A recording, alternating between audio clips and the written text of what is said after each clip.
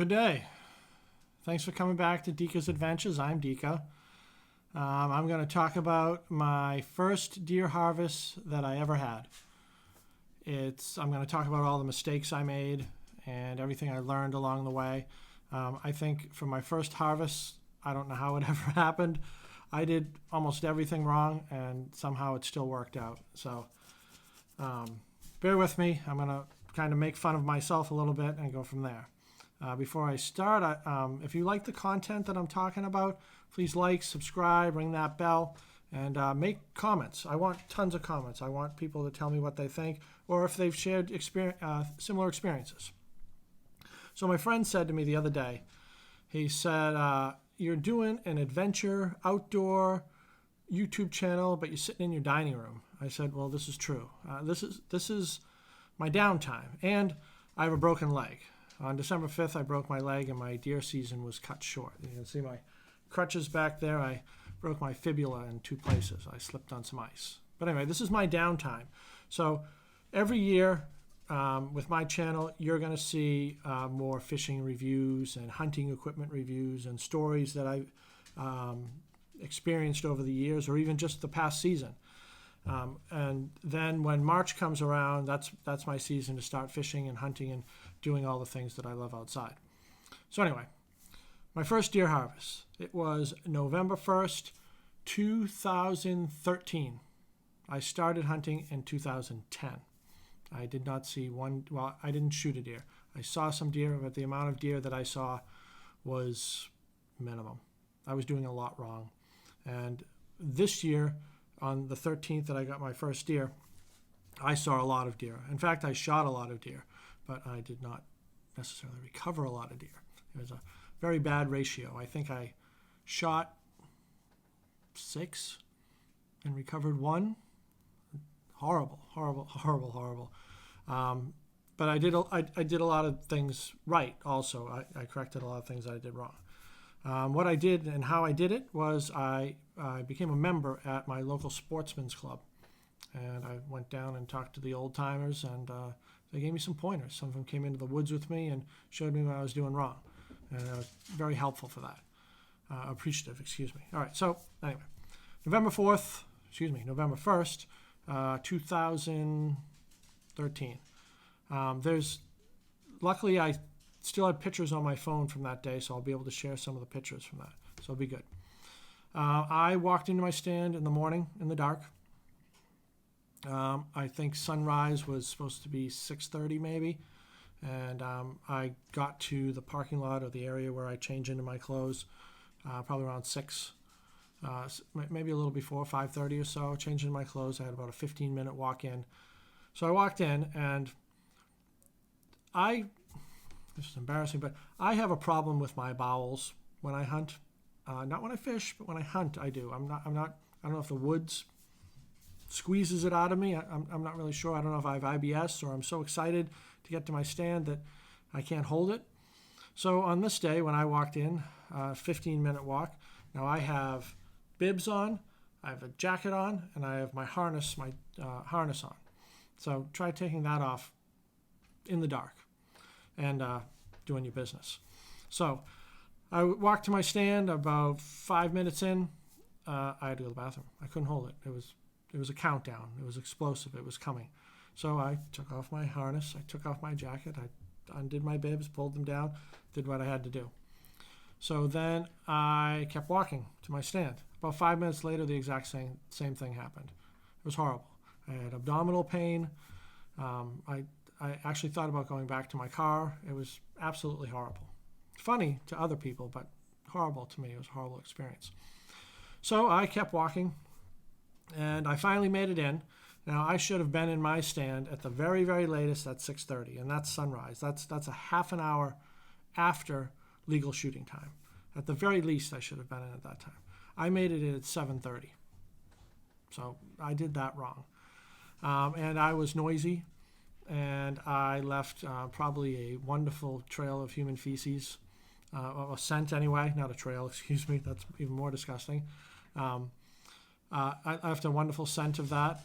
And I'm finding out that later that urine and feces. It's not a deer deterrent, not where I hunt in suburban hunting. So I walk into my stand, I get to my stand, I climb up to my stand, and everything is going wrong. You know, I dropped my rangefinder, I'm clanking, I'm making a lot of noise, get into my stand. Now by this time, it's like 8 o'clock, and I'm covered in sweat. I'm bitching and moaning at myself, and I said, well, there's no way I'm going to see a deer. And sure as shit, a deer came walking in. Right on my right side, I'm a lefty, came in at about 15 yards, and it was quartering towards me.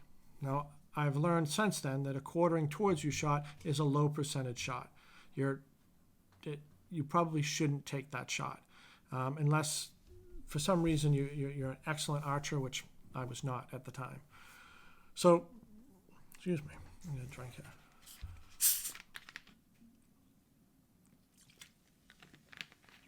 All right, so the deer came in, quartering towards me, and I drew, and I felt like I held the bow forever, held at full draw forever. I was shaking. I had trouble aiming. I let the arrow fly. The deer fell over, and it ran off. Now, it was a small deer. It was a 6-point buck, but when you see the picture, it was a very small deer. It probably weighed, 115 pounds. So it ran off. So I was always told that you wait an hour. So I waited an hour. In the meantime, it was the longest hour that I've ever experienced.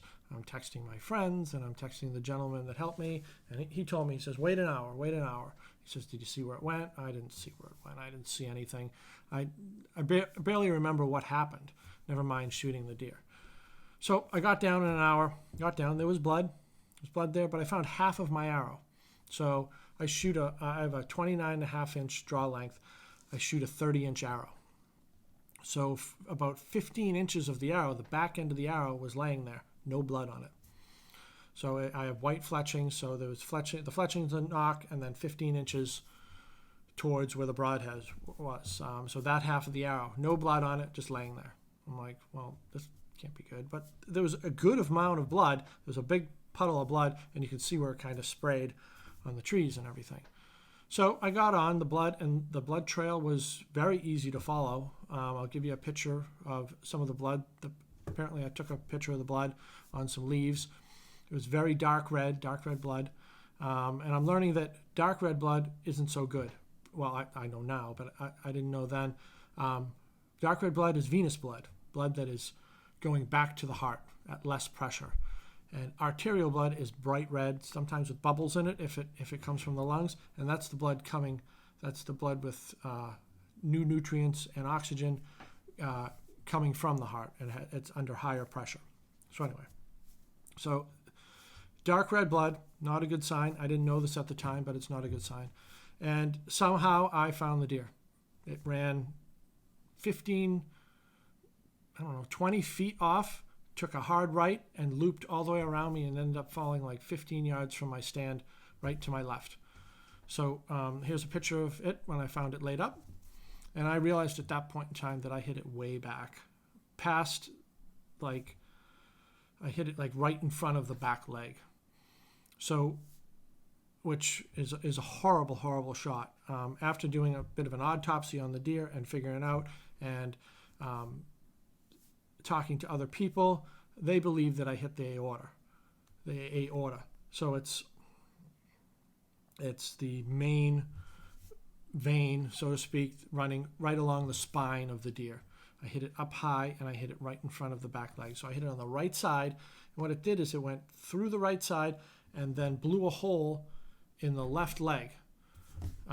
So maybe it stuck into that leg, or maybe it went through that leg, and then the deer ran and the arrow broke. I'm not sure what happened, but that's where it is. That I hit it way back. The butcher that I brought it to, this is before I started processing my own deer, he thought it was very impressive, and he took a picture of what my broadhead did to the left femur of the deer, and there's a picture of that right there. He told me I should never ever change broadheads again, because that's what hunters look for. They look for bone breaking and things that are going to go through bone if you hit bone. And I was shooting 55 pounds at the time, and maybe a 300, 400 grain arrow. And the name of the broadhead that I was shooting at the time was a Slick Trick Grizz Trick. It was a 1.25 inch cut. It was a 100 grain broadhead. Of course I changed. I don't shoot that anymore. I had trouble tuning it, obviously, because I hit the deer probably about 1.5 feet from where I probably should have hit it. And I feel like I had the shot even though it was quartering towards me. But maybe it deflected off the deer, I'm not sure. But we never found another hole in it except for the hole on the right side in front of the leg. And then the bone was completely busted on the other side. So that was good. It couldn't go anywhere. So I found the deer. I ended up calling a friend. He came in. He was all excited for me because he'd never gotten a deer either. And he was all excited for me. So we came in and we proceeded to field dress the deer, which was an absolute disaster. I have never done it before, and I probably should have went on YouTube and learned how to do it, or asked this gentleman that was showing me the ropes on how to do it, but I didn't know how to do it. So I did it like I would do a fish, where you kind of just cut it down the end and then you pull everything out. I've gutted many, many fish. So when I took it to the butcher, he laughed at me. He's like, oh, that's a bit extreme. I've never seen that before, but you got the job done, and you didn't leave anything left behind or anything. So here's a picture of what it looked like when I took it to the butcher. So I basically cut it from neck to asshole, as if I was cutting the deer in half somehow. It was a complete disaster. And the gentleman that was with me, he didn't know any different. He'd never done it. So I got the job done. That's what I say. Thumbs up to me. So we got that done, and we took what I call the trophy picture. It was a small buck. It was a small 6-point, very small antlers, probably born last year, year and a half old. It could have been 2.5 and just had bad genetics, but it was small. It was probably 110 pounds, 115. Here's a picture of that deer. And then we proceeded to drag it out. And that's basically my whole story. It was funny. It was a story. I get to share it with people. I hope you enjoyed it. I want you to like. I want you to subscribe. I want you to ring that bell. Tell me if you like this content. Tell me if you don't like this content. Tell me anything. I just want feedback. I want to be able to improve this channel, and I want to do it. I want to be a little different than everybody else. If you notice, I'm not editing at all. I'm trying to go straight through, and if I make a mistake, so be it. If I jumble or I stutter or whatever, or I take a sip of my drink on camera, so be it. I just want to be real to people, and I want to share my experiences. So anyway, like, subscribe, ring the bell. I'll see you later. Have a wonderful day.